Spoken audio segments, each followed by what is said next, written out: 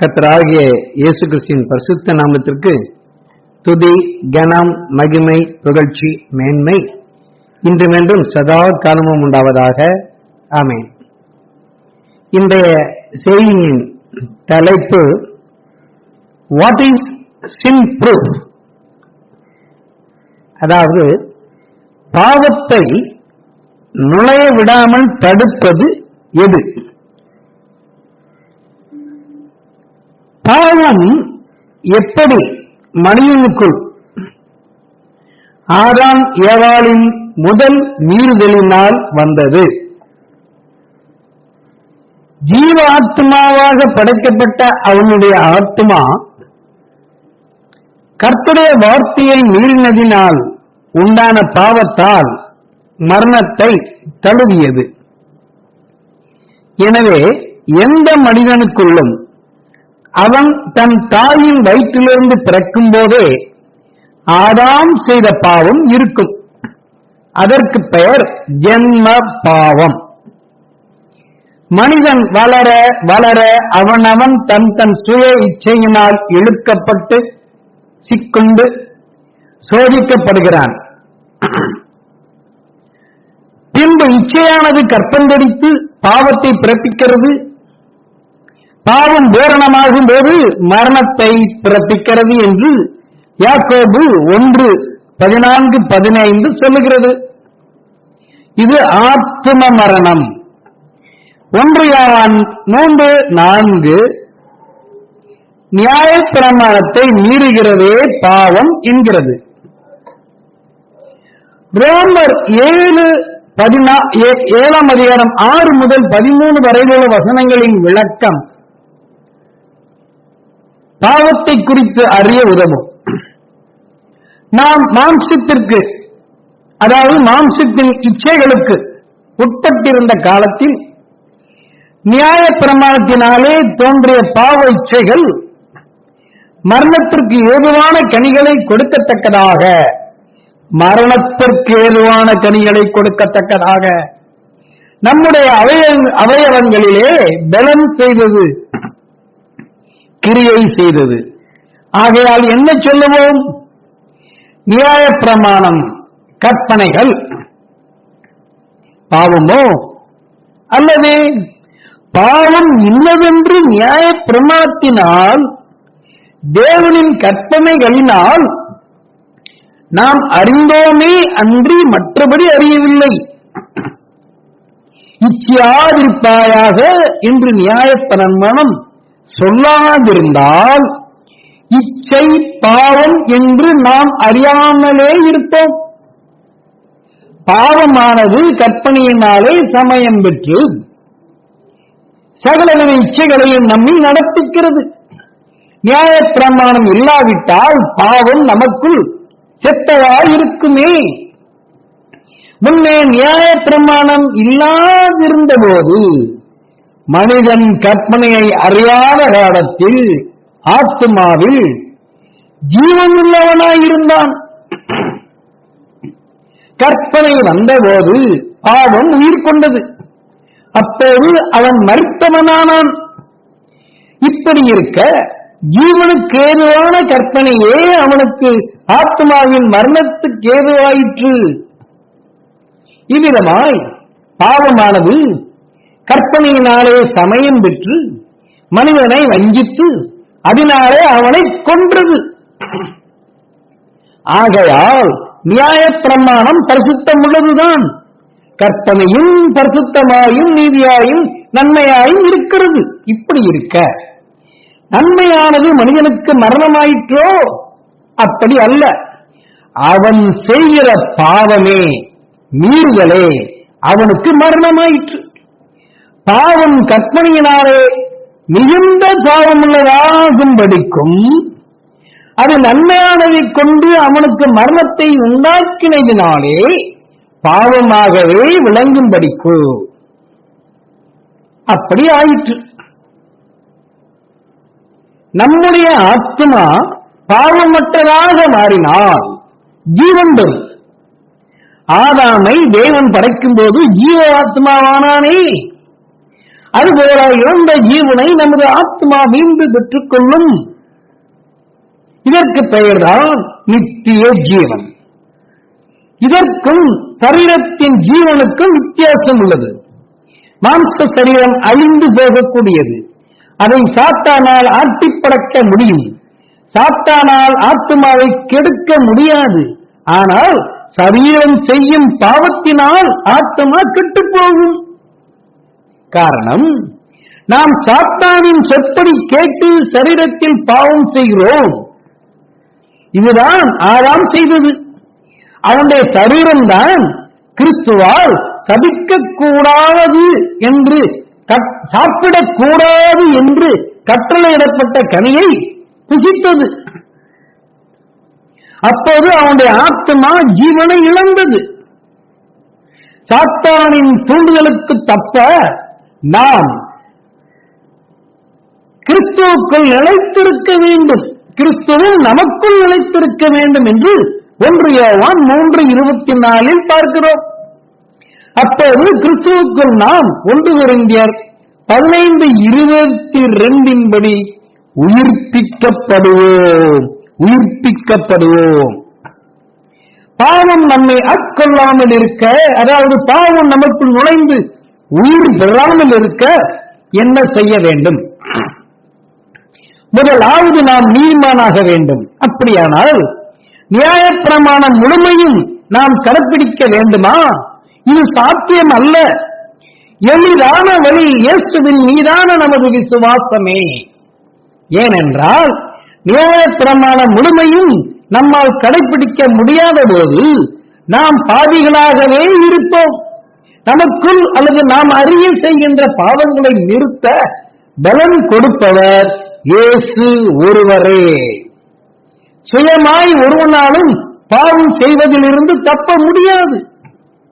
ஏனென்றால் நாம் அறிந்த பாவங்களில் இருந்து நாம் மனம் திரும்பி இருந்தாலும், நாம் அறியாத பாவங்களின் காரணமாக நாம் பாவிகளாகவே கருதப்படுவோம். நாம் அறியாமல் செய்கிற பாவங்களின் காரணமாக நாம் பாவிகளாக கருதப்படாமல் நாம் நீதிமான்களாக வேண்டும் என்றால் நாம் இயேசுவை விசுவாசிக்க வேண்டும். இயேசுவை எப்படி விசுவாசிக்க வேண்டும்? நம்பர் 1, இயேசுவே மேசியா, அதாவது கிறிஸ்து என்றா? நம்பர் 2, இயேசு தேவனுடைய குமாரன் என்றா? நம்பர் 3, இயேசுவே சர்வத்திற்கும் மேலான மெய்யான மகாதேவன் என்றா? ஆம். நம்பர் 1, இயேசுவே கிறிஸ்து என்று அப்போஸ்தலர் 5:42, 17:3, 18:5, 1 யோவான் 5:1 சொல்லுகிறது. இரண்டாவது பாயிண்ட், தேவனுடைய குமாரன், இயேசுவே தேவனுடைய குமாரன் என்று மத்தேயு 16:16, மார்க் 1:1, லூக்கா 1:35, லூக்கா 22:70, யோவான் 1:34, 6:69, 10:36, யோவான் 20:31, அப்போஸ்தலர் 9:20, 1 யோவான் 4:15, 1 யோவான் 5:5 ஆகிய வசனங்கள் தேவனுடைய குமாரனாய் வெளிப்படுத்துகின்றன. மூன்றாவது, மெய்யான தேவன், இயேசுவே மெய்யான தேவன் என்று 1 யோவான் 5:20, என்றென்றைக்கும் சோத்தரிக்கப்பட்ட சர்வத்திற்கு மேலான தேவன் ஆமென் என்று ரோமர் 9:5, இயேசுவே மகா தேவன் என்று தீத்து 2:13 சொல்லுகின்றன. இவை அனைத்தும் உண்மையே. இயேசு கிறிஸ்து என்பது உண்மையே, தேவனுடைய குமாரன் என்பது உண்மையே, இயேசு மெய்யான தேவன் என்பது உண்மையே, என்றென்றைக்கு சோத்தரிக்கப்பட்ட சர்வத்திற்கு மேலான தேவன் என்பதும் உண்மையே, மகாதேவன் என்பதும் உண்மையே. கிறிஸ்து யார்? இயேசுவே மேசியா கிறிஸ்து என்று சொல்லப்பட்ட முதல் பதில் கிறிஸ்து யார் என்ற கேள்விக்கான விடையில் உள்ளது. சிலர் கிறிஸ்து என்றால் அபிஷேகம் பண்ணப்பட்டவர் என்று நினைக்கிறார்கள். ஆம், இயேசு அபிஷேகம் பண்ணப்பட்டவர் தான். ஆனால் கிறிஸ்து என்றாலே அபிஷேகம் பண்ணப்பட்டவர் என்றுதான் அர்த்தம் என்பது அல்ல. இந்த அர்த்தம் உண்மையானால் அபிஷேகம் பண்ணப்பட்ட அனைவரும் கிறிஸ்துக்களாகிவிடுவர். அப்போது மத்தேயு 24:5, மார்க் 13:6 அநேகர் நானே கிறிஸ்து என்று சொல்லும் வஞ்சகர்களாகி விடுவர். அபிஷேகம் பண்ணப்பட்ட மனிதர்கள் கிறிஸ்துக்கள் அல்ல. எனவே இனி யாரும் கிறிஸ்து என்றால் அபிஷேகம் பண்ணப்பட்டவர் என்று அர்த்தம் என சொல்லாதிருப்பீர்களாக. கிறிஸ்து என்றால் அபிஷேகம் பண்ணப்பட்டவர் என்று அர்த்தம் என்பதற்கு வேதத்தில் எந்த ஆதாரமும் இல்லை. கிறிஸ்துவே நம்மை அபிஷேகம் பண்ணுகிறார். 1 யோவான் 3:24 அதற்கு ஆதாரம். கிறிஸ்துவே நம்மை அபிஷேகம் பண்ணுகிறவர். இயேசு ஒருவரே கிறிஸ்து. மனிதன் கிறிஸ்து ஆக முடியாது. அப்படியானால் கிறிஸ்து என்றால் என்ன அர்த்தம்? கிறிஸ்து என்றால் மாம்சத்தில் வெளிப்பட்ட தேவனும், 1 தீமோத்தேயு 3:16 மாம்சத்தில் வெளிப்பட்ட தேவனும், யாத்திராகமம் 6:3 யெகோவா என்னும் நாமமுடையவரும், ஏசாயா 9:6 நித்திய பிதாவானவருமான, யாத்திராகமம் 6:3 சர்வ வல்லமையுள்ளவர் என்ற அர்த்தம். என்ன? இயேசுவை யெகோவா என்று விசுவாசிக்க வேண்டுமா? ஆம், ஆம், ஆம். இயேசுவை கிறிஸ்து என்று முதலாவது விசுவாசிக்க வேண்டும்.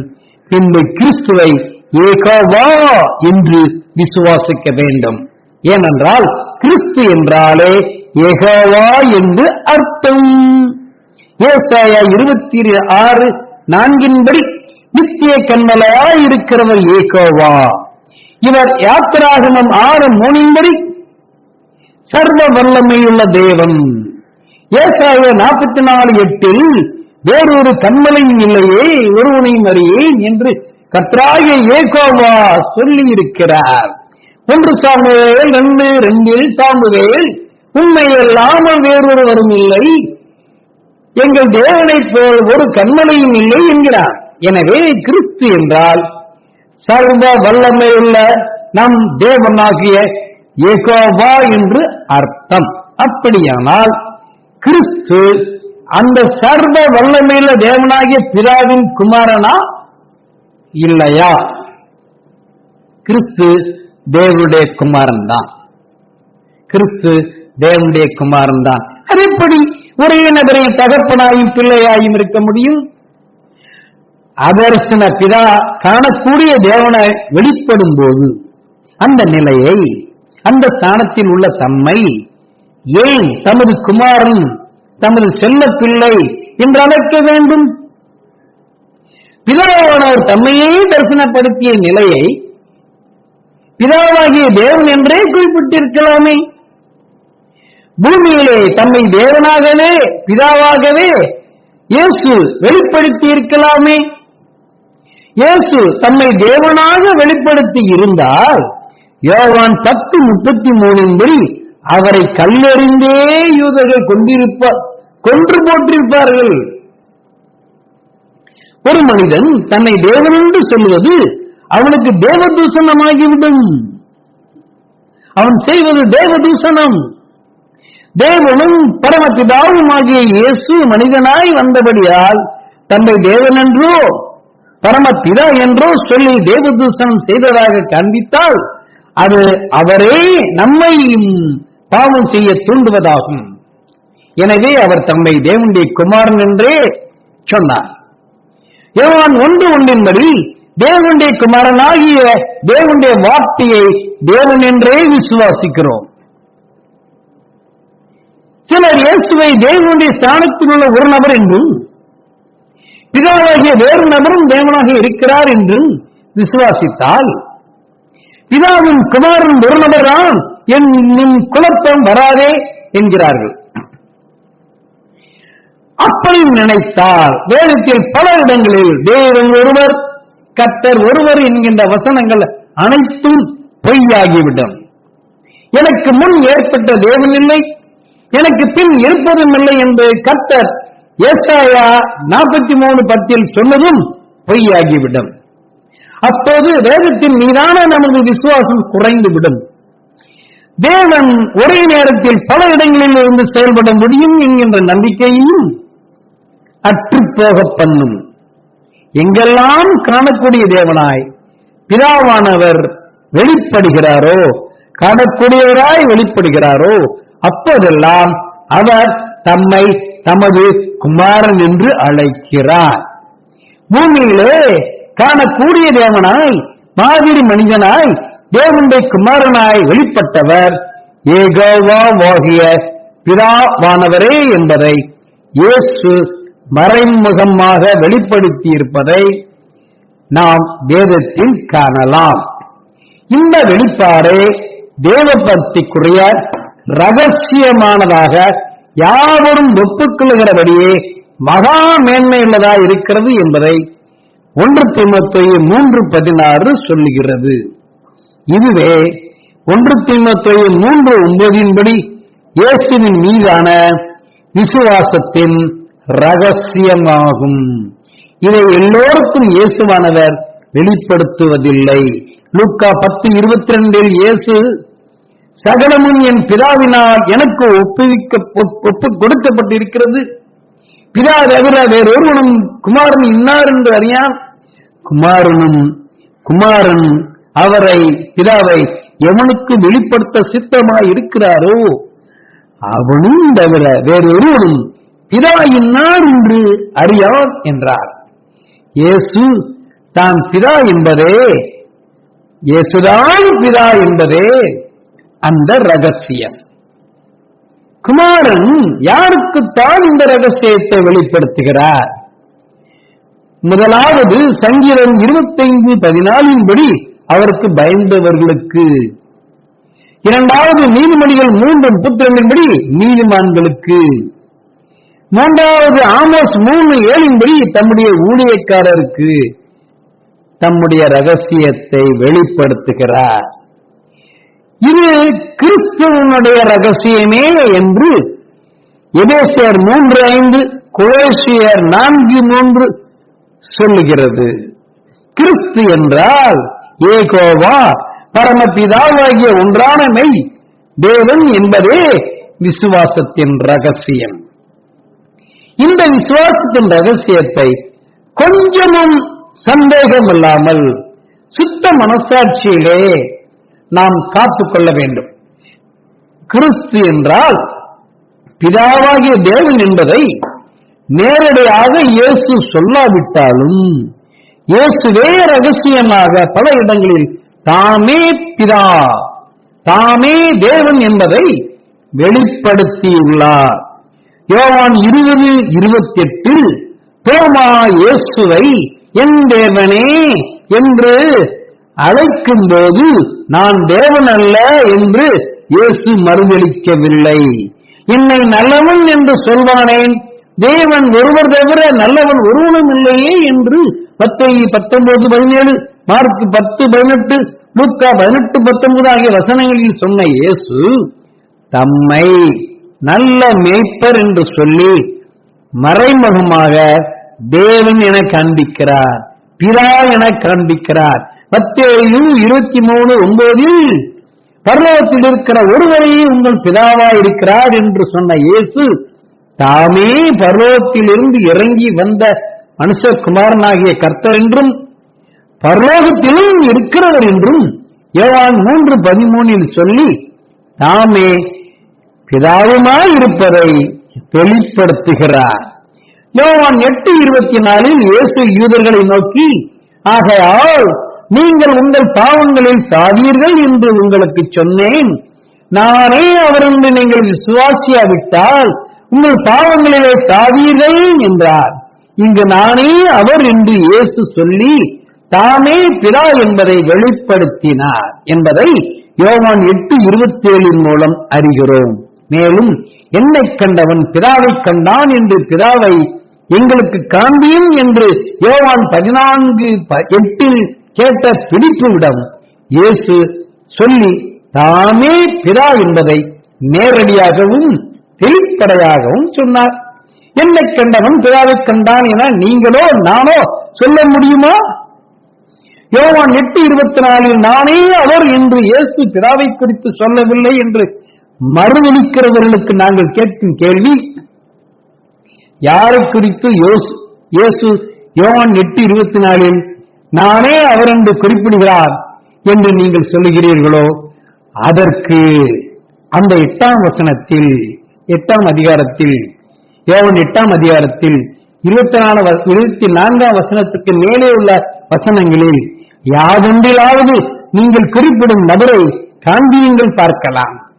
ஒரு பேராவின் இடையில் அவர் அதில் அவன் என்று குறிப்பிட்டிருந்தால் யாரை, எதை, எவளை, எவனை குறிக்கும் என அறிய அந்த பேராவில் இவ்வாறு குறிப்பிட்ட இடத்திற்கு மேலே உள்ள பகுதியில் தான் விடை தேட வேண்டும்.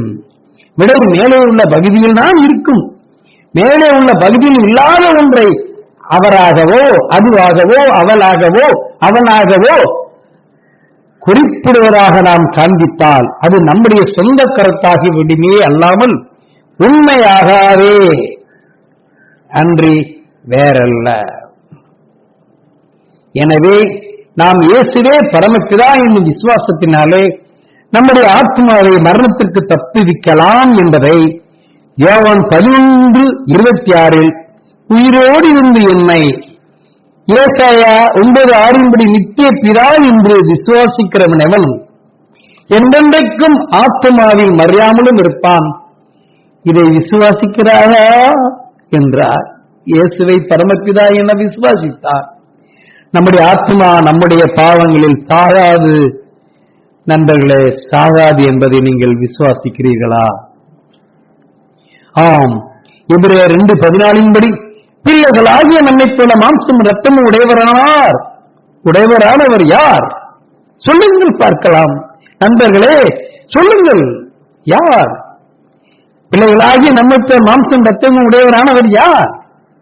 வந்தவருக்கு நாம் பிள்ளைகள் என்றால் வந்தவர் நமக்கு யார்? அப்பா தானே? சொல்லுங்கள். டேடி தானே? சொல்லுங்கள்.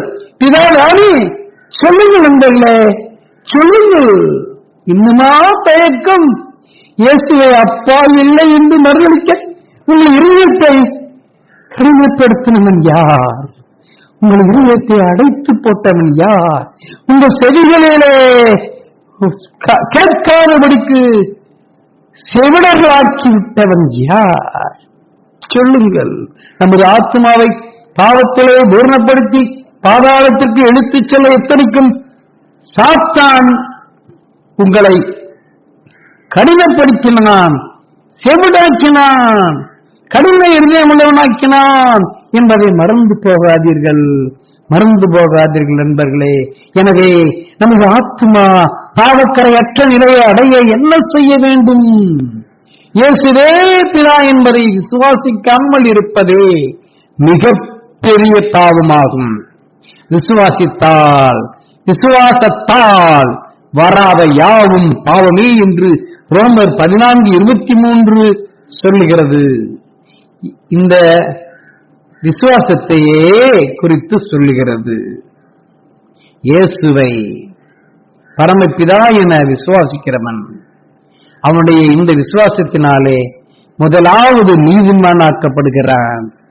ஆதாம் செய்த பாவத்தால் நாம் அனைவரும் தேவ மகிமையற்றவர்களானோம் என்று ரோமர் 3:23 சொல்கிறது. இழந்து போன தேவ மகிமையை மீண்டும் பெறுவதே ரட்சிப்பு. இது எப்போது நமக்கு சாத்தியமாகும்? நம்முடைய பாவக்கரைகள் நம்மை விட்டு நீங்கும் போது இது சாத்தியமாகும். பாவக்கரைகள் நீங்க இயேசுவே பிதா என விசுவாசித்து நீதிமான்கள் ஆனவர்கள் முதலாவது நாம் பாவம் செய்வதை நிறுத்த வேண்டும். பாவம் செய்வதை நிறுத்திய பின்பு நாம் செய்த பாவம் நமக்குள் இனி மீண்டும் உயிர் வரக்கூடாது. அதாவது நமக்குள் அது செத்து போய்விட வேண்டும். இந்த நிலைக்கு பாவத்திற்கு மரித்த நிலை என்று பெயர் என ரோமர் 6:2 குறிப்பிடுகிறது. நாம் செய்த பாவத்தை நம்மை படைத்த தேவனிடம் நாம் அறிக்கையிட்டு நீதிமொழிகள் 28:13 மீண்டும் செய்வதை விட்டுவிட வேண்டும். அப்போதுதான் மனம் திரும்பிய பாவத்திற்கான மன்னிப்பை இயேசுவின் இரக்கத்தினாலும் இரத்தத்தினாலும் பெற நாம் தகுதி அடைவோம். நாம் மறுபடியும் மனம் திரும்பின பாவத்தை செய்கிறவர்களாய் இருந்தால் தாம் கக்கினதை எடுத்து தினம் நாய்க்கு நாம் சமமாகிறோம் என்று நீதிமொழிகள் 26:11 2 பேதுரு 2:22 சொல்லுகிறது. மனம் திரும்புவது கர்த்தருக்காக மாத்திரமல்ல, நம்முடைய ஆத்மா காக்கப்படுவதற்காகவுமே. ஏனென்றால் பாவம் செய்கிற ஆத்மாவே சாகும். எசேக்கியேல் 18:4-20 ஆகிய வசனங்கள் சொல்லுகிறது. அதாவது பாவத்தின் சம்பளம் மரணம் என்று ரோமர் 6:23 சொல்லுகிறது. நாம் செய்கிறது பாவம் என அறிய வந்த உடனே நாம் மனம் திரும்ப தீவிரிக்க வேண்டும் என்று சங்கீதம் 119:20 சொல்லுகிறது. ஆத்ம மரணத்திற்கு தப்ப இதுவே சரியானது. ஒருவனுக்கு அவனுடைய ஆத்மாதான் நித்திய அடையாளம்.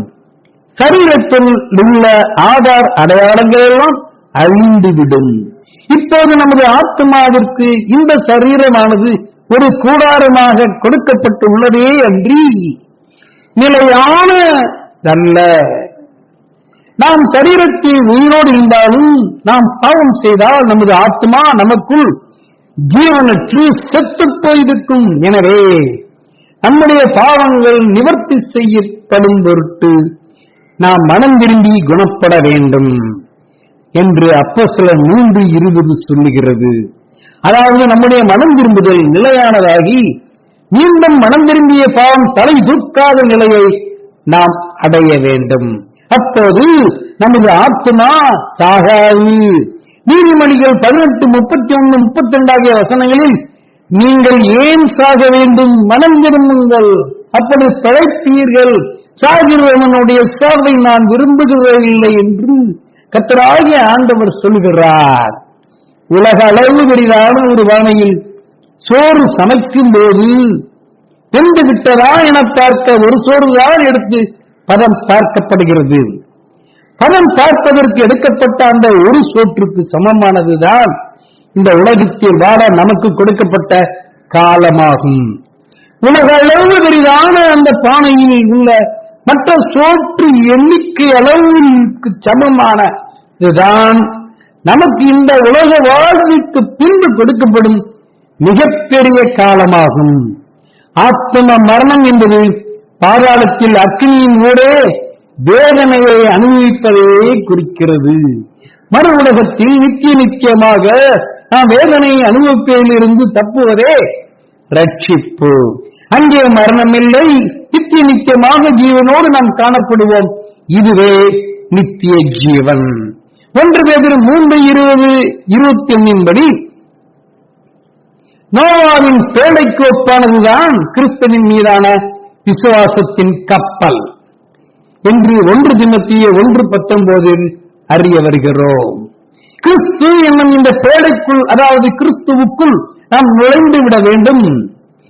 நீதிமொழிகள் 18:10 படி கர்த்தரின் நாமம் பலத்த துருகம், நீதிமான் அதற்குள் ஓடி சுகமாய் இருப்பான்.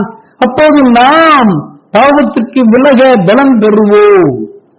அந்த பலனை தருகிறவர் கிறிஸ்துவே. அந்த பலன் மனம் திரும்பியவர்களுக்கு தமது பரிசுத்தாவின் மூலம் இயேசு கொடுக்கிறார். நம்முடைய இருதயம் கிறிஸ்துவின் ஆவி உள்ளே வர இடம் கொடுக்க வேண்டும். கிறிஸ்துவின் ஆவியை, அதாவது பரிசுத்த ஆவியை பெறுவதற்காகவே அப்போஸ்தலர் 19:5 படி கர்த்தராகிய இயேசுவின் நாமத்தினாலே நாம் ஞானஸ்நானம் பெறுகிறோம். அப்போது அப்போஸ்தலர் 2:38 படி நம்முடைய மனம் திரும்பிய பாவங்கள் மன்னிக்கப்படும். அதாவது ரட்சிப்பு நமக்கு துவங்கும், மேலும் பரிசுத்த ஆவியின் வரமும் கிடைக்கும். மார்க் 16:16 இயேசுவின் மீது விசுவாசம் உள்ளவனாகி ஞானஸ்நானம் பெற்றவன் ரட்சிக்கப்படுவான், விசுவாசியாதவனோ ஆக்கினிக்குள்ளாக தீர்க்கப்படுவான் என்கிறது.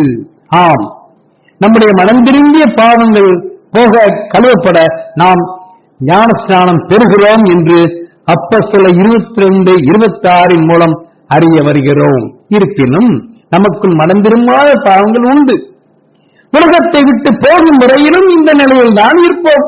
ஆனாலும் நம்முடைய ஆத்மாவுக்குள் ஜீவன் இருக்கும். ஏனெனில் நம்மில் கிறிஸ்துவுக்குள்ளாக ஞானஸ்நானம் பெற்றவர்கள் எத்தனை பேரோ அத்தனை பேரும் கிறிஸ்துவை தரித்துக் கொண்டிருக்கிறோம் என்று கலாத்தியர் 3:27 சொல்லுகிறது. யோவான் 11:26 படி நாம் மறியாமல் இருக்கலாம். அப்போது நாம் மறியாமல் இருக்கலாம், உயிரோடு இருக்கலாம், நம்முடைய ஆத்மா ஜீவனோடு இருக்கும். அப்போது ஒவ்வொரு மனம் திரும்ப பாவத்திற்குமான கல்யாண வஸ்திரம் என்னும் இரட்சிப்பின் வஸ்திரங்கள் நமக்கு கிடைக்கும் என்று ஏசாயா 61:8-10 வசனங்களை அறிய வருகிறோம். இதற்கு ஆங்கிலத்தில் சின் ப்ரூஃப் என பெயரிடலாம். இவைகள் நாம் விட்ட பாவங்கள் நமக்கு மீண்டும் நுழைவதை தடுத்து விடுகின்றன. இதுதான் நிலையான ரட்சிப்பு. நாம் கிறிஸ்து இயேசுக்குள்ளாக, அதாவது கர்த்தராகிய இயேசு கிறிஸ்துவின் நாமத்தினாலே ஞானஸ்நானம் பெறும்போது அவருடைய மரணத்துக்குள்ளாக நாம் ஞானஸ்நானம் பெறுகிறோம் என்று ரோமர் 6:3 சொல்லுகிறது. இவருடைய கிறிஸ்துவுடனே கூட நாம் மரித்தோமானால் அவருடனே கூட பிழைத்தும் இருப்போம் என்று ரோமர் 6:8 சொல்லுகிறது. அதாவது நம்முடைய ஆத்மா சாகாது, ஏனென்றால் பாவம் நம்மை மேற்கொள்ள மாட்டாது என்று ரோமர் 6:14 சொல்லுகிறது. இதுவே உலகத்தை ஜெயிக்கிற ஜெயம் என்று 1 யோவான் 5:4 பார்க்கிறோம். எனவே ரோமர் 13:14 படி துரிச்சைகளுக்கு இடமாக உடலை பேணாமல் இருந்து, கலாத்தியர் 3:27 படி கிறிஸ்துக்குள்ளாக ஞானஸ்நானம் பெற்று கிறிஸ்துவை, நீதியின் சால்வையை நாம் தரித்துக் கொள்ள வேண்டும். அப்போது நமது ரட்சிப்பு பூரணப்படும். ஏசாயா 61:8 கர்த்தர் நமது எந்த கிரியையை உண்மையாக்குகிறார் என நினைக்கிறீர்கள்? சொல்லுங்கள் பார்க்கலாம். ஏசாயா 61:8 எந்த கிரியையை கர்த்தர் உண்மையாக்குகிறார்? இந்த கிரியையை உண்மையாக்கி நம்மோட நித்திய உடன்படிக்கை பண்ணுவதாக உறுதிப்பட வாக்களித்துள்ளவர் கர்த்தர். உடன்படிக்கையின் கிரியை என்பது பழைய ஏற்பாட்டில் விருத்த சேதனத்தை குறிக்கும். இது ஆண்கள் மாத்திரம் செய்யக்கூடிய கிரியை. புதிய ஏற்பாட்டில் இருபாலரும் செய்யக்கூடிய உடன்படிக்கையின் கிரியையாக வேதம் சொல்லுவது ஞானஸ்நான கிரியையே. இந்த ஞானஸ்நான கிரியையே நம்முடைய நல்மனசாட்சியின் உடன்படிக்கையாக 1 பேதுரு 3:21 சொல்லுகிறது. மனம் திரும்பி பாவ மன்னிப்புக்கென்று கர்த்தராகிய இயேசு கிறிஸ்துவின் நாமத்தினாலே ஞானஸ்நானம் எடுக்கும் போது பாவம் மன்னிக்கப்படும் என்கின்ற விசுவாசம் இப்போது அநேகருக்கு இல்லை. கிறிஸ்துக்குள்ளான இந்த ஞானஸ்நானமே நமக்கு இனிமேல் பாவம் செய்யாமல் இருக்க பாதுகாப்பை பரிசுத்த ஆவியினால் தருகிறது என்கின்ற நம்பிக்கை இப்போது அநேகருக்கு இல்லை. ஏன்? இயேசுவை பரமபிதா என விசுவாசிக்காமல் இருப்பதே இதற்கு காரணம். மேலும் அப்போஸ்தலர் 2:38 கிறிஸ்துக்குள்ளான இந்த ஞானஸ்நானத்தை குறித்து போதித்தது பேதுரு அல்ல, பரிசுத்த ஆவியானவர் என்பதை அநேகர் ஏற்றுக்கொள்ளுவதில்லை. யோவான் 16:13-14 வசனங்களில் சத்திய ஆவியாகிய அவர் வரும்போது சகல சத்தியத்திற்குள்ளும் உங்களை நடத்துவார். அவர் தம்முடைய சுயமாய் பேசாமல் தாம் கேள்விப்பட்டவைகள் யாவையும் சொல்லி பரப்புகிற காரியங்களை உங்களுக்கு அறிவிப்பார். அவர் என்னுடையதில், அதாவது இயேசுவினுடையதில், கிறிஸ்துவனுடையதில் இருந்து எடுத்து உங்களுக்கு அறிவிப்பதினால் என்னை, இயேசுவை மகிமைப்படுத்துவார் என்கின்ற வசனத்தை அவர்கள் நம்புவதில்லை. பாவம் மன்னிக்கப்பட்டால்தான் பரலோக ராஜ்யத்துக்குள் நுழைய முடியும். கர்த்தராகிய இயேசு கிறிஸ்துவின் நாமத்தினாலே கொடுக்கப்படும் ஞானஸ்நானமே பரலோக ராஜ்யத்திற்குள் நுழைய தேவையான திறவுகோல். பாவம் மன்னிக்கப்பட்டு பரலோகம் திறக்கும். இந்த ஞானஸ்நானத்தை பரிசுத்த ஆவியானவர் பேதுரு மூலம் நமக்கு அறிவிக்க போவதை இயேசு முன்கூட்டியே மத்தேயு 16:19 பரலோக ராஜ்யத்தின் திறவுகளை நான் உனக்கு தருவேன், பூலோகத்திலே நீ கட்டுகிறது எதுவோ அது பரலோகத்திலும் கட்டப்பட்டிருக்கும், பூலோகத்திலே நீ கட்ட அவிழ்ப்பது எதுவோ அது பரலோகத்திலும் கட்ட அவிழ்க்கப்பட்டிருக்கும் என்றார். அப்போஸ்தலர் 2:38 பேதுரு தவறான நாமத்தை சொந்தமாக தெரிவித்து விட்டான் என்று சொல்லுவதையோ அல்லது வேறு ஏதாவது காரணங்களை சொல்லுவதையோ நாம் நிறுத்திக் கொள்ள வேண்டும். அப்படி பேசுகிறவர்கள் பேதுருக்கு விரோதமாய் பேசவில்லை, பரிசுத்த ஆவிக்கு விரோதமாக பேசுகிறார்கள் என்பதை நினைவில் கொள்ளுங்கள். இப்படி பரிசுத்த ஆவிக்கு விரோதமாக பேசும் பாவம் மறுமையிலும் மன்னிக்கப்படாத பெரிய பாவம் என்பதை வேதம் மத்தேயு 12:32, லூக்கா 12:10 ஆகிய வசனங்கள் சொல்லுகின்றன. அது மாத்திரமா? மார்க் 3:29 இயேசு ஒருவன் பரிசுத்த ஆவிக்கு விரோதமாக தூஷணம் சொல்வானாகில் அவன் என்றென்றைக்கும் மன்னிப்படையாமல் நித்திய ஆக்கினைக்குள்ளாய் இருப்பான் என்றார். எனவே மனம் திரும்பி இயேசுவே நித்திய பிதா என விசுவாசித்து இயேசு கிறிஸ்துவின் நாமத்தில் ஞானஸ்நானம் எடுக்க யாரும் மறுக்காதீர்கள், அதை எதிர்த்தும் பேசாதீர்கள். பிதா குமாரன் பரிசுத்த ஆவி என சொல்லி கொடுக்கப்படும் ஞானஸ்நானம் நமது பாவத்தை கழுவும் என்றோ நம்மை ரட்சிக்க உதவும் என்றோ வேதம் சொல்லவில்லை. மறுப்பீர்களானால் ரட்சிப்பை இழக்க நேரிடும். ஏனென்றால் கிறிஸ்துவோடு நாம் கொள்ளும் மத்தேயு 26:28 படியான அவருடைய இரத்தத்தினாலான புது உடன்படிக்கையும் நிறைவேறாது, நமக்கு நிறைவேறாது, பாவம் மன்னிப்பும் நமக்கு கிடைக்காது. கிறிஸ்துக்குள்ளான ஞானஸ்நானத்தினாலே நிறைவேறும் புது உடன்படிக்கையில் நாம் கற்புள்ள கன்னிகையாக கிறிஸ்துவாகிய ஒரே புருஷனுக்கு நிச்சயிக்க ஒப்புக் கொடுக்கப்படுகிறோம் என்பதையே 2 கொரிந்தியர் 11:2 சொல்லுகிறது. அப்போது ஏசாயா 61:10 படி மணவாட்டியின் நகைகளினால் தன்னை சிங்காரித்துக் கொள்ளுகிறதற்கு ஒப்பாக அவர் இயேசு ரட்சிப்பின் வஸ்திரங்களை கற்புள்ள கன்னிகளாகிய நமக்கு உடுத்தி நீதியின் சால்வையை நமக்கு தரிக்கிறார். அதே சமயத்தில் மணவாளனாகிய இயேசு கிறிஸ்து ஆபரணங்களினால் தம்மை அலங்கரித்துக் கொள்ளுகிறார். அதாவது ஒவ்வொரு ஆத்துமாவும் ஆட்டுக்குட்டியானவர் அணியும் ஆபரணத்திற்கு ஒப்பனையாகும். இதுவே மணவாளனுக்கும் மணவாட்டிக்கும் உரிய கல்யாண வஸ்திரங்களும் ஆபரணங்களுமாகும். இவைகளுக்கு பெயர்தான் ரட்சிப்பின் வஸ்திரங்கள். இந்த வஸ்திரம் நமக்கு பூமியில் இருக்கும் போதே கிடைக்கும். ஆச்சரியமாக இருக்கிறது அல்லவா? மிகவும் சந்தோஷப்படுங்கள். இந்த வஸ்திரம் நமக்கு பூமியில் இருக்கும் போதே கர்த்தர் நமக்கு கொடுக்கிறார். இது நமது நிர்வாணத்தை மூடும்.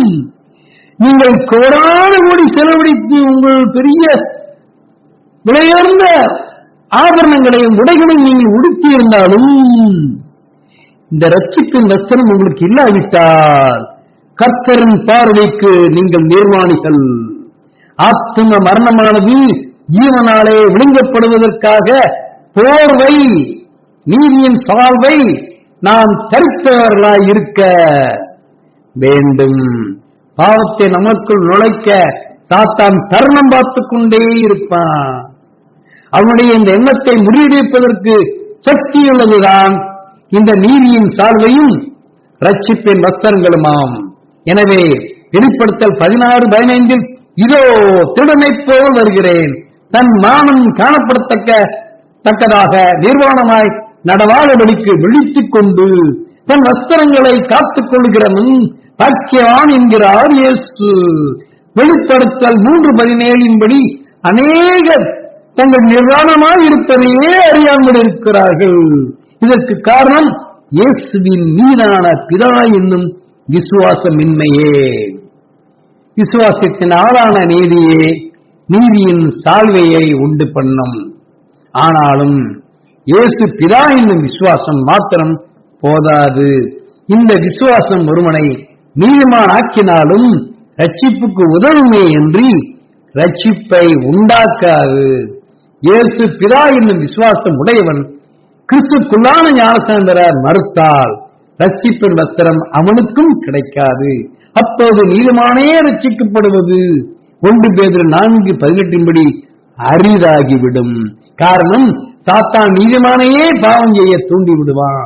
அதுபோல கிறிஸ்துக்குள்ளான ஞானஸ்நானத்திற்கு தங்களை உட்படுத்திக் கொண்டவர்கள் இயேசுவை பிறர இன்னும் விசுவாசம் இல்லாவிட்டார் அவன் பெற்ற ஞானஸ்நானம் அவனை ரட்சிக்காது. அதாவது நீதியின் சால்வையோ ரட்சிப்பின் வசனமோ அவனுக்கு கிடைக்காது. பாவத்தை நுழைய விடாதபடி தடுக்கும் பாதுகாப்பு அவனுக்கு இல்லாமற் போகும். அவனுடைய ஆத்மா பாவத்தால் சாகும். எனவே இயேசு பிதா என்னும் விசுவாசம் அவனுக்கு எவ்வளவு ரட்சிப்புக்கு அவசியமான ஒன்றோ, அதுபோல கிறிஸ்துக்குள்ளான ஞானஸ்நானம் பெறுவதும் பாவ மன்னிப்புக்கு மிகவும் அவசியமான ஒன்று. இரண்டும் ஒருவனுக்குள் இருந்தாலும் அவன் மனம் திரும்பாவிட்டால் அவனுடைய பாவங்கள் மன்னிக்கப்படாது. மனம் திரும்பும் போதே ஒவ்வொரு மனம் திரும்பிய பாவங்களுக்கும் தனித்தனியே ரட்சிப்பின் வசனம் கிடைக்கும். மனம் திரும்பிய பாவங்களை இந்த ரட்சிப்பின் வசனங்கள் மீண்டும் நுழைய விடாது. எனவே இந்த ரட்சிப்பின் வசனங்களுக்கு சின் ப்ரூஃப் என்று பெயர். எனவே பாவம் நுழையாமல் தடுக்கும் வசனங்களை பெற நீங்கள் மனம் திரும்பி ஒவ்வொருவரும் பாவ மன்னிப்புக்கென்று இயேசு கிறிஸ்து நாமத்தினாலே ஞானஸ்நானம் பெற்றுக் கொள்ளுங்கள். அப்பொழுது பரிசுத்த ஆவியின் வரத்தை பெறுவீர்கள். வாக்குத்தத்தமானது உங்களுக்கும் உங்கள் பிள்ளைகளுக்கும் நம்முடைய தேவனாகிய கர்த்தர் வரவழைக்கும் தூரத்தில் உள்ள யாவருக்கும் உண்டாயிருக்கிறது. மாறுபாடுள்ள இந்த சந்ததியை விட்டு, இயேசு பிதா இல்லை என்று சொல்லுகிற இந்த சந்ததியை விட்டு விலகி உங்களை ரட்சித்துக் கொள்ளுங்கள். இயேசுவின் நாமம் பாவத்தை மன்னிக்க உதவாது. இயேசுவின் நாமம் ஞானஸ்நானம் பெறுவதற்கு பயன்படுத்த உதவாது என்று சொல்லுகிற மாறுபாடுள்ள இந்த சந்ததியை விட்டு விலகி உங்களை ரட்சித்துக் கொள்ளுங்கள். இந்த வார்த்தையை சந்தோஷமாய் ஏற்றுக்கொண்டு ஞானஸ்நானம் பெறுவீர்களாக. ஆமென், ஆமென், ஆமென். எபிரேயர் 13:12 சிலுவையில் இயேசுவானவர் தமது சொந்த இரத்தத்தினால் நம்மை பரிசுத்தம் செய்யும்படியாக தமது ஜீவனை கொடுத்து ஏற்படுத்தினதே இந்த புதிய உடன்படிக்கை. எனவே நம்மோடு கூட உடன்படிக்கை பண்ணுகிறவர் இயேசுவே. இந்த உடன்படிக்கையை ஏற்றுக்கொள்ளும் விதமே கிறிஸ்துக்குள்ளான இந்த ஞான ஸ்நானம். அப்போது எசேக்கியேல் 11:19 அவர்கள் என் கட்டளையின்படி நடந்து என் நியாயங்களை கைக்கொண்டு அவைகளின்படி செய்ய நான் அவர்களுக்கு ஏக இருதயத்தை தந்து அவர்கள் உள்ளத்தில் புதிய ஆவியை கொடுத்து கல்லான அவருடைய இருதயத்தை அவர்கள் மாம்சத்திலிருந்து எடுத்து போட்டு சதையான இருதயத்தை அவர்களுக்கு அருளுவேன் என்பதே இயேசுவின் வாக்குறுதி. எனவே நாம் செய்கிற பாவத்திலிருந்து என்னால் மனம் திரும்ப முடியவில்லையே என நாம் வருத்தப்பட தேவையில்லை. நாம் செய்கிற பாவத்திலிருந்து மனம் திரும்புவதற்கு நம்முடைய இருதயத்திற்கு ஏக சிந்தை, அதாவது கிறிஸ்தன் சிந்தையும் நமது சிந்தையும் ஒன்றாய் இணைந்திருக்கும் தன்மையை கொடுத்து கிறிஸ்துவின் ஆவி நமக்குள் அருளப்படும். கொடுப்பதற்காகவே கிறிஸ்துவின் ஆவி நமக்குள் அருளப்படும். அப்படி கொடுத்து கிறிஸ்துவின் ஆவியை நமக்குள் நுழையும் போது நமது மாம்ச சரீரத்தில் இருக்கும் கல்லான முரட்டுத்தனமான இருதயம் சதையான சிறு பிள்ளையை போன்றதான இருதயமாக மாறும் என்பதில் எந்த சந்தேகமும் இல்லை. நம்மோடு உடன்படிக்கை பண்ணுகிறவர் இயேசு என்பதால் அவருடைய கிருபை நமக்கு வேண்டும். அவருடைய கிருபை இல்லாட்டால் அவரோடு கூட நாமோ அவர் நம்மோடு கூடவோ உடன்படிக்கை பண்ண முடியாது. இது நம்முடைய கர்த்தராகிய இயேசு கிறிஸ்துவினுடைய கிருபை என்று 1 தெசலோனிக்கர் 5:28 சொல்லுகிறது. இந்த கிருபை 1 தீமோத்தேயு 1:14 இயேசுவின் மேலுள்ள விசுவாசத்தோடும் அன்போடும் கூட நம்மில் பூரணமாய் பெருக வேண்டும். பிதாவுக்குரிய கணத்தை, பிதா என்னும் கணத்தை தமக்கு காண்பிக்க இயேசுவும் யோவான் 5:22 விரும்புகிறபடியால் இயேசுவை பரமபிதா என ஏற்றுக்கொள்ளாதவனுக்கு கிறிஸ்துவின் கிருபை கிடைக்க வாய்ப்பே இல்லை. இயேசுவை பரமபிதா என நாம் விசுவாசிக்கும் போது அப்போஸ்தலர் 15:11 கர்த்தராகிய இயேசு கிறிஸ்துவின் கிருபையினாலே நாம் ரட்சிக்கப்படுவது உறுதி. இயேசுவே பரமபிதா என்னும் விசுவாசமும் அப்போஸ்தலர் 18:28 படி கிறிஸ்துவின் கிருபையினால் தான் கிடைக்கிறது. ஏனென்றால் எபிரேயர் 12:1 படி நமக்குள் இயேசுவே பரமபிதா என்னும் விசுவாசத்தை துவக்குகிறவர் நம் இயேசுவே. மத்தேயு 11:27 படி பிதா தவிர வேறு ஒருவனும் குமாரனை அறியான், குமாரன் எவனுக்கு அவரை தானேதான் பிதா என்பதை வெளிப்படுத்த சித்தமாய் இருக்கிறாரோ அவனும் தவிர வேறு ஒருவனும் பிதாவை அறியான். இயேசுவின் மீது அன்பு இருந்தால் அவருடைய நாமத்தின் மீது யோவான் 5:43 படி பிதாவின் நாமம் என விசுவாசம் இருந்தால் லூக்கா 24:47 படி மனம் விரும்புதலையும் பாவ மன்னிப்பையும் பெற்றுக் கொள்ளலாம். ரோமர் 5:15-17 படி ஒருவனுடைய அதாவது ஆதாமுடைய வீடுகளினாலே அநேகர் மரித்திருக்க தேவனுடைய கிருபையும் இயேசு கிறிஸ்து என்னும் ஒரே மனுஷனுடைய கிருபையினாலே வரும் ஈவும் அதாவது ரட்சிப்பும் அநேகர் மேல் அதிகமாய் பெருகி இருக்கிறது. ஏற்றுக்கொள்கிறவர்களுக்கு அது பலன் அளிக்கிறது, ஏற்றுக்கொள்ளாதவர்களோ மரித்து போகின்றனர். மரணமோ ஜீவனோ எதை தெரிந்து கொள்ள விரும்புகிறீர்கள்? கிருபை வரமோ அநேக குற்றங்களை நீக்கி நீதி விளங்கும் தீர்ப்புக்கு ஏதோ இருக்கிறது. அல்லாமலும் ஒருவனுடைய மீறுதலினாலே அந்த ஒருவன் மூலமாய் மரணம் ஆட்கொண்டிருக்க கிருபையின் பரிபூர்ணத்தையும் நீதியாகிய ஈவின் பரிபூர்ணத்தையும் பெறுகிறவர்கள் இயேசு கிறிஸ்து என்னும் ஒருவராலே ஜீவனை அடைந்து ஆளுவார்கள் என்பது அதிக நிச்சயமே. இது இயேசுவே பரமபிதா என்னும் விசுவாசத்தினாலான ஈவு. எபேசியர் 1:7 படி அவருடைய கிருபையின் ஐஸ்வர்யத்தின்படியே இவருடைய இரத்தத்தினாலே பாவ மன்னிப்பாகிய மீட்பு இவருக்குள் கிறிஸ்துவுக்குள் நமக்கு உண்டாயிருக்கிறது. கிருபையினாலே மீட்பு உண்டாயிருக்கிறது. இவ்விதமாய் எபேசியர் 2:8 படி கிருபையினாலே இயேசு பரமபிதா என்னும் விசுவாசத்தை கொண்டு ரட்சிக்கப்படுகிறோம். இது நம்மால் உண்டானதல்ல, இது தேவனுடைய ஈவு. இயேசுவின் மீது பிதாவுக்கு கொடுக்க வேண்டிய அன்பு நம்மிடம் இல்லாவிட்டால் தேவனுடைய ஈவாகிய ஆத்ம ரட்சிப்பு நமக்கு கிடைக்காது. ரட்சிப்பின் வஸ்திரங்கள் இல்லாமல் நிர்வாணமாய் அவலட்சணமாய் காணப்படுவோம். அப்போது பாவம் நமக்குள் அதிகமாய் நுழைந்து அது பூரணப்பட்டு மரணத்தை பிறப்பிக்கும். ரட்சிப்பின் வஸ்திரங்களும் நீதியின் சாவியுமே சின் ப்ரூஃப் ஆகும். அதாவது பாவம் நமக்குள் நுழைவதை தடுக்கும். இந்த நீதியே 1 கொரிந்தியர் 1:33 படி கிறிஸ்து. இந்த நீதியே நமக்கு கிறிஸ்து. கிறிஸ்துவை நாம் சால்வை போல் போர்த்திக் கொண்டால், நீதியின் சால்வையை நாம் போர்த்திக் கொண்டால் சாத்தான் நம்மை எப்படி அணுக முடியும்? மத்தேயு 23:37, லூக்கா 13:34 படி கோழி தன் குஞ்சுகளை தன் சிறகுகளின் கீழே கூட்டி சேர்த்துக் கொள்ளும் வண்ணமாக நான் எத்தனை நேரமோ உன் பிள்ளைகளை கூட்டி சேர்த்துக் கொள்ள மனதாயிருந்தேன், உங்களுக்கோ மனதில்லாமல் போயிற்று.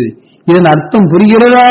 நாம் கிறிஸ்துவுக்குள் அவருடைய அழைப்புக்கு இணங்கி அவருக்குள் நுழைந்தால் கோழியின் சிறகுகளின் கீழே கிறிஸ்துவாகிய நீதியின் சால்வைக்குள் மறைந்து கழுகாகிய சாத்தானின் பாவ தூண்டுதலுக்கு தப்பலாம். அதுவே கிறிஸ்துக்குள்ளான நீதிக்குள்ளான ஞான ஸ்நானம். அப்போது கிறிஸ்துவின் நீதியே நமக்கு சின் ப்ரூஃப் ஆகிவிடுகிறது. இது நம்முடைய நீதி அல்ல, இது நம்முடைய நீதி அல்ல, இது கிறிஸ்துவின் நீதி. நீதி தீத்து 3:5-7 ஆகிய வசனங்களின்படி நாம் செய்த நீதியின் கிரியை நிமித்தம் அவர் இயேசு நம்மை ரட்சியாமல் தமது இரக்கத்தின்படியே மறுஜென்மம் முழுக்கினாலும் இந்த கிறிஸ்துக்குள்ளான இந்த ஞான ஸ்நானத்தினாலும் பரிசுத்த ஆவியினுடைய புதிதாக்குதலினாலும் நம்மை ரட்சிக்கிறார். நமது கிருபையினாலே நாம் நீதிமன்றங்களாக்கப்பட்டு நித்திய ஜீவன் உண்டாகும் என்கின்ற நம்பிக்கையின்படி சுதந்திரராகத்தக்கதாக, கிறிஸ்துவின் பிள்ளையாகத்தக்கதாக அவர் நம்ம இரட்சகராய் கிறிஸ்து என்னும் தமது அவதாரத்தின் மூலமாய் அந்த பரிசுத்த ஆவியை நம்மேல் சம்பூர்ணமாய் பொழிந்தருளுகிறார்.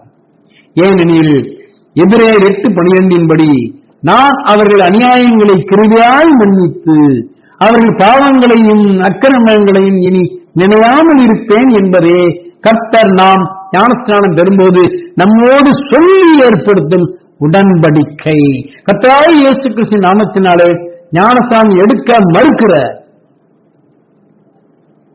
மறுக்கிறவன் அவருடைய நாமத்தை பாவ மன்னிப்புக்கு உதவாது என அவமதிக்கிறவனாகிறான். இவன் எபிரேயர் 10:29 தேவனுடைய குமாரனை காலின் கீழ் மிதித்து தன்னை பரிசுத்தம் செய்த உடன்படிக்கையின் ரத்தத்தை அசுத்தம் என்று கிருபையின் ஆவியை அப்போஸ்தலர் 2:38 பரிசுத்த ஆவியானவர் சொன்னதை நிந்திக்கிறவனாகிறான். இப்படிப்பட்டவன் எவ்வளவு கொடிதான ஆக்கினைக்கு பாத்திரவனாய் இருப்பான் என்பதை யோசித்து பாருங்கள். யோசித்து மனம் திரும்புங்கள் நண்பர்களே, யோசித்து மனம் திரும்புங்கள். ஜெபம். உமது சிறகுகளுக்குள்ளாக எங்களை மறைத்து சாத்தானின் தாக்குதலுக்கு தப்புவிக்க விரும்பும் எங்கள் தகப்பனாகிய இயேசுவே, உம்முடைய நீதிக்குள் எங்களை புகுத்தி சுகமாய் எங்களை தங்க பண்ணுகிறீரே, உமக்கு நன்றி அப்பா. மாம்சத்தில் வந்த உண்மை அப்பா என அடையாளம் கண்டுகொள்ள உன் மேலுள்ள விசுவாசத்தை அநேகருக்குள் துவக்கி அவர்களை நித்திய ஜீவனுக்கு தகுதிப்படுத்துங்கப்பா.